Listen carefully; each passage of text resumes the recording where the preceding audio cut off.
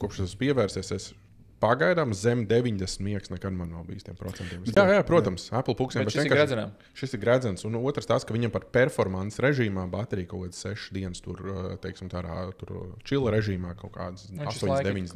Tādai, viņš nav tā kā pulkstens. Jā, viņš ir nevar neko tur iekaisināt un nav jālādē tik bieži. Gredzena baigi labā štēla priekš. Un kopš es pievērsies, es pagaidām zem 90 miegs nekad man nav bijis tiem procentiem. Zini kā, tā ir laba lieta, ka tu esi gatavs kaut ko mainīt. Jo kāpēc es baigi miegu netrakoju, es īsti neko nemainīšu. Zini kā, es notrakošu, ko es darīšu, man tur būs, nezinu, 70. Bet varbūt tad tu sāksi mainīt, tu vienkārši sāksi savilkt kopā datus ar pašsajūtu, un tu tā blins, es tomēr jūtos tajā dienā, ka man tie 93, 95, 97 bija rādītājs tā, tagad man bija tur 81 šorīt, es jūtos tā. Varbūt tās, kad tu redzi tos datus un savilc kopā ar to sajūtu, rodās tā motivācija kaut ko mainīt. Zini kā, kopš es peldu katru rītu, es jūtos perfekti katru dienu.